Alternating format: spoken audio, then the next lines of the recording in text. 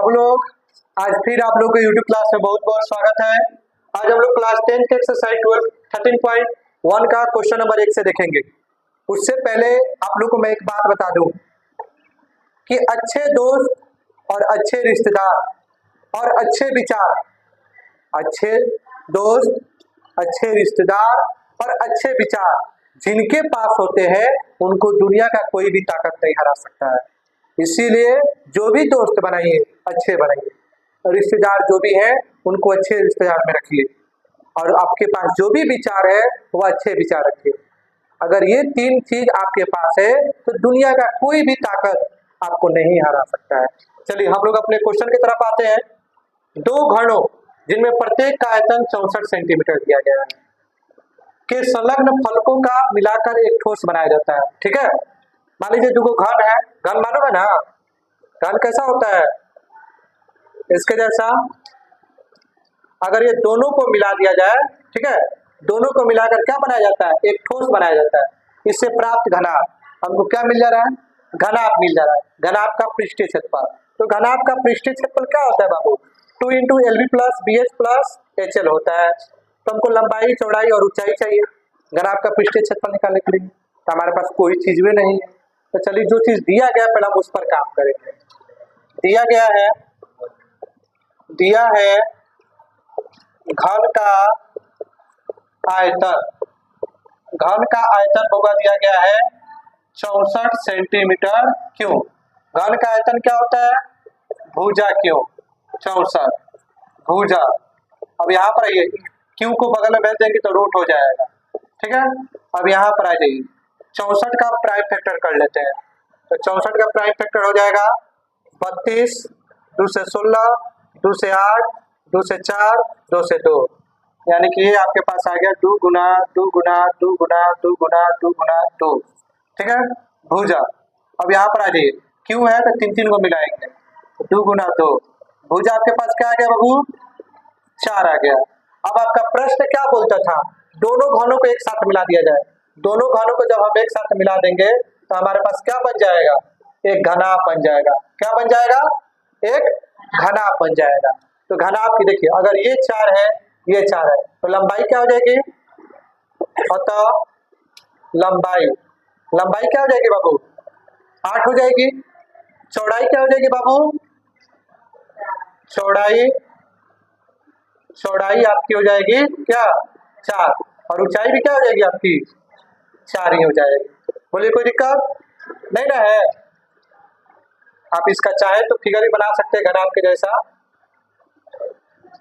ठीक है,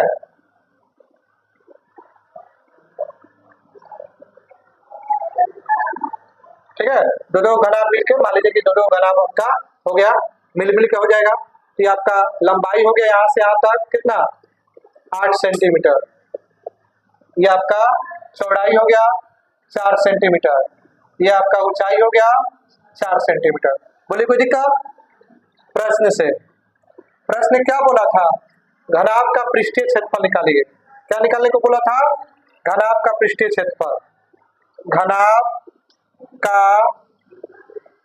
पृष्ठीय क्षेत्रफल, घनाभ का पृष्ठीय क्षेत्रफल क्या होता है बाबू, 2 × LB + BH + HL। 2, L का मान क्या है बाबू, 8, चौड़ाई क्या है 4, चौड़ाई 4 है, ऊंचाई भी 4 है, ऊंचाई 4 है, लंबाई 8 है। या 2, 8 चौका 32, 4 चौका 16, 4 8 32, ये आपका हो गया 2। अभी दोनों सबको जोड़ लीजिए, 32 32 64, 64 6 70 10 80, दोनों को जोड़ गुना कर लीजिए, 160 सेंटीमीटर स्क्वायर, यही आपका आंसर हो जाएगा। ठीक है, ठीक है, चलिए आप लोग इसका स्क्रीनशॉट ले लीजिए। चलिए बाबू ध्यान दीजिए, क्वेश्चन नंबर 2 में है, कोई बर्तन एक खोखले अर्धगोलाकार है, आकार का है। मान लीजिए कोई बर्तन है जो खोखले अर्धगोलाकार का है। कैसा है, अर्धगोलाकार का है, जिसके ऊपर एक खोखला बेलन अध्यारोपित है। इसके ऊपर एक बेलन अध्यारोपित है, खोखला बेलन यहाँ पर मैंने बना दिया। अर्धगोले का व्यास यानी यहां से यहां तक ये 14 cm है। कितना है बाबू?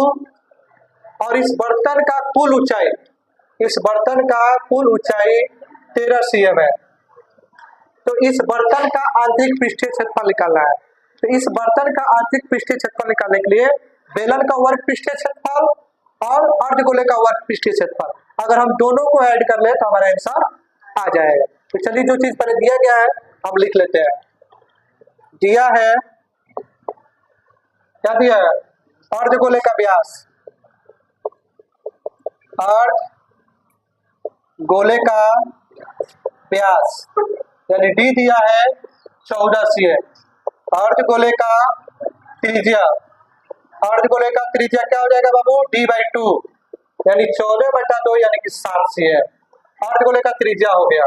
ठीक है, अगर बोला जाए कि बेलन की त्रिज्या क्या होगी तो बेलन की भी त्रिज्या क्या हो जाएगी? यही हो जाएगी, बेलन की त्रिज्या। ठीक है, यह भी आपका हो जाएगा 7 cm, क्योंकि बेलन का आधा अगर हम कर ले तो भी क्या हो जाएगा? 7 cm ही हो जाएगा। अगर बेलन की ऊंचाई का बात करें, ठीक है, ये तो टोटल आपका दिया हुआ है, ठीक है ना, ध्यान दीजिए। उसके बाद हमको बेलन की भी ऊंचाई चाहिए। तो देखिए बाबू, बेलन की ऊंचाई के लिए हम क्या करेंगे? बेलन की ऊंचाई, तो बाबू यार सबसे पहले देखिए ये अर्धगोला है, अगर इसके सेंटर से आ देखा जाए तो ये भी क्या हो जाएगा? 7 सेंटीमीटर हो जाएगा। तो यहाँ पर पूरा आपका दिया था 13 सेंटीमीटर, अगर हम 7 cm घटा दें तो बेलन की ऊंचाई क्या हो जाएगी? 13 - 7 यानी कि 6, क्या हो जाएगा? 6 cm। 13 में से 7 घटा लेंगे, 6 cm। अब आएंगे प्रश्न से। प्रश्न से हम बात करेंगे बर्तन का आंतरिक पृष्ठीय क्षेत्रफल। बर्तन का आंतरिक पृष्ठीय क्षेत्रफल, बर्तन का आंतरिक पृष्ठीय क्षेत्रफल क्या हो जाएगा? बेलन का वर्ग पृष्ठीय क्षेत्रफल प्लस उसके बाद आपका है अर्धगोले का, अर्धगोले का वर्ग पृष्ठीय क्षेत्रफल। इसका फॉर्मूला हो जाएगा बाबू 2πr/h और अर्धगोले का क्या हो जाएगा? 2πr²। अब यहाँ पर ये 2 का 2, पाई का मान 22/7, आर आपका क्या है? बेलन का 7 है और एच क्या है? 6 है।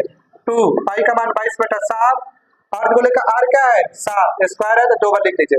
7 से 7 कट गया, 2 का 22 से कर लेंगे 44, 44 का 6 से कर लीजिए, 24 का 2, 24 2 26, ये आपका हो गया 264 प्लस 7 से 7 कट गया, 44 का 7 से कर लीजिए, 44 का 7 से, 28 का 2, 28 2 30, क्या हो जाएगा? 308। ठीक है, जोड़ लीजिए, 12 खात में 6 1 7 5 सेंटीमीटर स्क्वायर, यही आपका आंसर हो जाएगा। ठीक है, चलिए आप लोग इसका स्क्रीनशॉट ले लीजिए। वीडियो अच्छा लगा हो तो लाइक कीजिए, शेयर कीजिए, सब्सक्राइब कीजिए। बहुत बहुत धन्यवाद।